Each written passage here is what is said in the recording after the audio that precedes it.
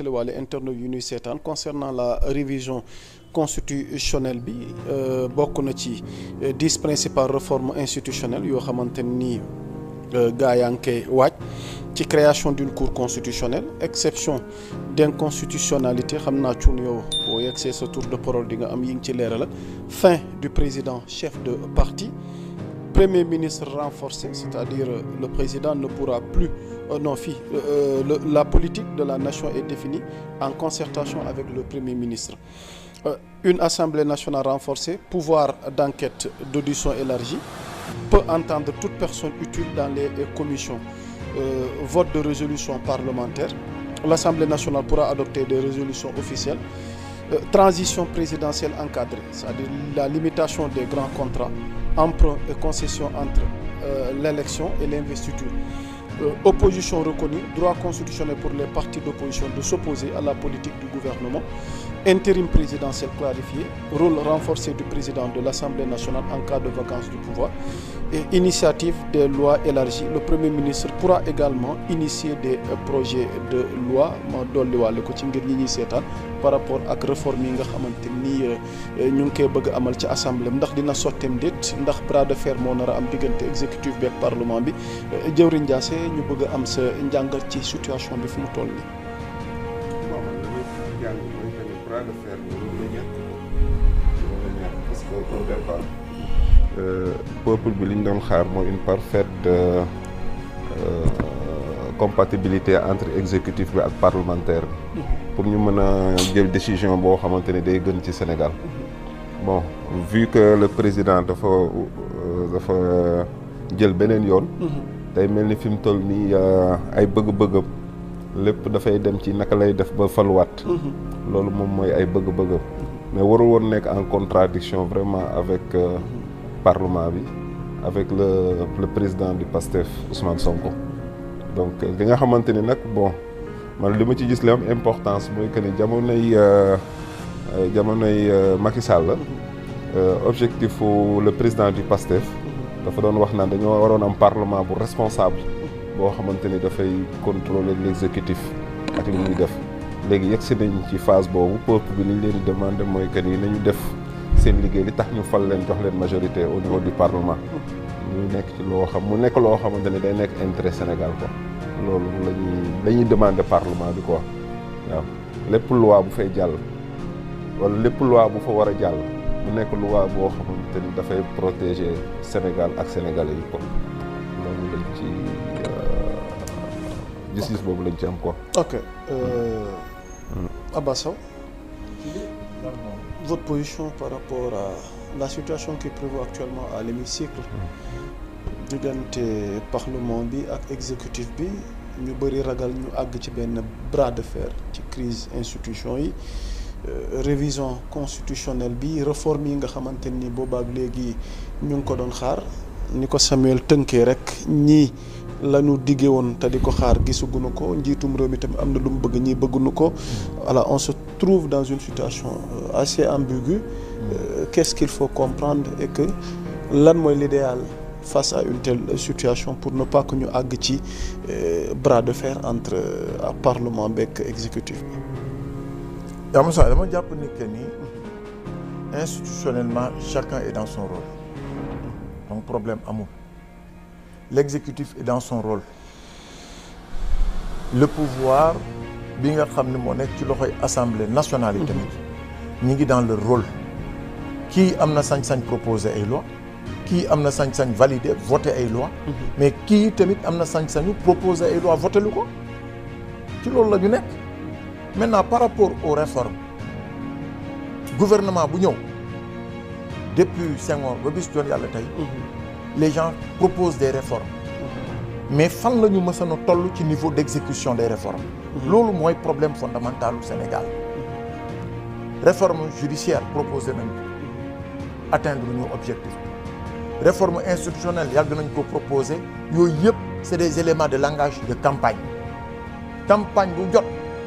moom turu président bi ñu jiital rek ngay changer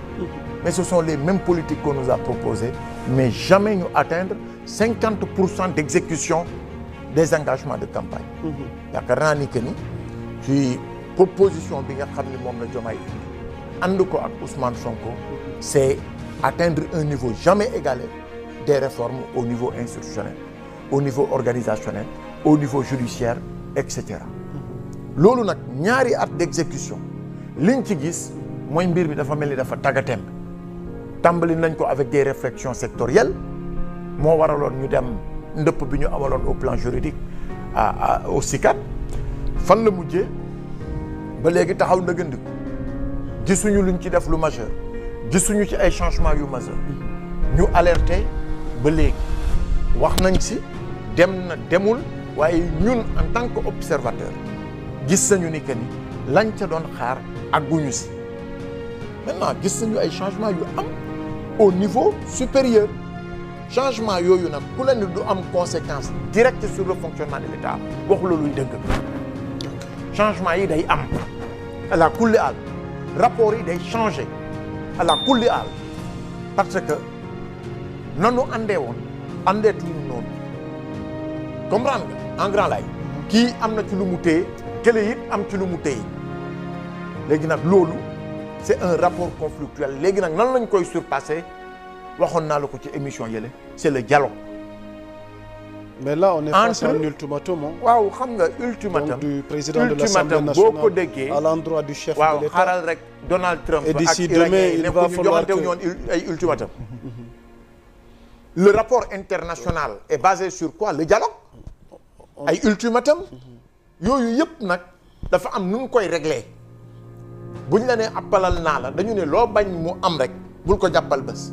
en jëwriñ yaa ma gën a dégg wolof. mbir moo ko jàppalee bés rek. dina teew. moo xam ñaari at moo xam fukki at. te ñoom dañoo jàppaloon bés sénégalais yi. en période de campagne. ñu campagne am une adhésion forte et totale. ci lan dige yi. te dige bor la. dige yi nag boo nee bu ñu ñëwee exécution day gaaw ci loolu lañ lay xaar. ñaari at nit ñaa ngi toog di taaxir. ok gisuñu lu changer véritablement. lu muy tey jii gis nañu un conflit en interne. conflit en interne boobu nag day am conséquence. xool ko ci njaboot rek. tabaski jot nga ne sa doom ñi dinaa leen jëndal xaru tabaski bu mag. xale yi yëpp jubilé ci biir kër gi. di xaar. tabaski moom allah ku laal dina ñëw. nga ne sa soxna dinaa la jox 500000 ci tabaski bi nga defaru. sa soxna dina toog di xaar commencé xalaat modèle commencé xalaat li commencé xalaat laa ba ci ki nga xam ne sax man waxu bon du mu koy bëgg di tudd ki la ñuy jàppale ci kër gi sax nga ne ko tey maa lay jox paas xottil la yëre nga dem dëkk ba kooku toog di xaar tabaski des juróomi fan soxna si am na sañ-sañ ne fëgg la ñe la sëñ bi loo wax footu toll ah xale yi ñu ne la papa kañ la ñuy dem daral ah bu dee séeréer nga ñu ne la macaroni gi léegi mu jeex ci marché yi wala faga daga gi mu des benn fan dinañ la fëgg nag bu ko bañ yow yaa dige woon dige bor la bu desee benn fan nag boo yor da ngay taajaat njaboot gi ngeen waxtaan diisoo ne leen la ma yaakaaroon ñëwut lii nii la lii naa la comme nag toog nañu xaar te Sonko fu mu toll nii c'est le représentant suprême des populations loolu la yàlla def fële lan nañ ko tuddee pencum ndaw réew mi kon moom mooy représenté moralement lay ndaw réew mi kon nag bu àpp bi jotee am na sañ-sañ fëggatu yaakaar ni ko sëñ bi la ñu waxante woon foo ci toll léegi nag loolu lu koy régler mooy la ma la wax rek bu dee kër la na ñëpp dajawaat ñu diisoo xool nan lañ koy gérer mais nag réforme yii moom ala kulli haal foog ñu egg fa xam nga lu tax benn réforme def nañ ko au plan investissement mu indi ay résultats mise en œuvre bu modeste mooy le code des investissements atteindre nañ ko def nañ ko mais code des investissements rek mënta dem te code des douanes ñëwul te code des collectivités duggul code des impôts duggul yooyu yëpp c'est ça c'est une chaîne quoi c'est une chaîne boo changé code des investissements nga bay code des douanes bu investisseur bi ñëwee ñu ne ko bay saa waay yow liñ la wax douane moo koy régler nga dem douane mu ne la man code bu njëkk ba laa yore adopté gu ma man le nouveau code. de phasage. et que le nouveau code dañ ko war a valider. adopté ko. le nouveau code des investissements la même chose et cetera donc loolu yëpp ça concourt à l'amélioration de l'environnement des affaires nga xam ni que ni kon circuit la bu fekkee da nga bëgg tey jii investisseur bi ñëw mu mën a gis boppam ci investissement yi dafay am benn favoritisme boo xamante ni moom lay am ba ci code des collectivités territoriales loolu lu muy indi mooy faciliter l'accès au foncier pour l'investisseur donc c'est un tout noonu mu waree am ci code ci juriste yi noonu la waree am pour que Sénégal nekk à l'ère de la modernité sur les changements yu ñu bëgg a opérer. c'est important. maintenant nag le cadrage macro mooy cadrage institutionnel loolu faw ñu changer te ci loolu la ñu nekk. ok jarte xuloo jarte xiiroo. mais y a une réunion entre. waaw le président de l'Assemblée nationale et les députés lan nga jàpp ni pour daaneel foofu moo nar a doon moo d'ordre bu tukkee ci moom parce que là ultimatum lañ nekk et que Diomaye doit réagir si toutefois Diomaye ne réagit pas on va vers quoi Abass Sam. le dialogue wax naa la bu dajalee député yi day waxtaan ak ñoom ci lii parce que yaa Moussa gis nga majorité réew moo dem dafa am la voix de la majorité doit compter loolooy dëgg si la voix de la majorité est ignorée voilà la porte grandement ouverte pour le rapport de force te ñaanuñu ko yàlla. ok kon concertation dialogue entre l'exécutif et le législatif warta am rupture loolu dafa war a am dans la continuité de l'action gouvernementale. nous l'espérons. sinon wallahi benn ministre dina ñëw député ay daw lay génn lii maa la ko fi wax. jërëjëf Abass. waaw.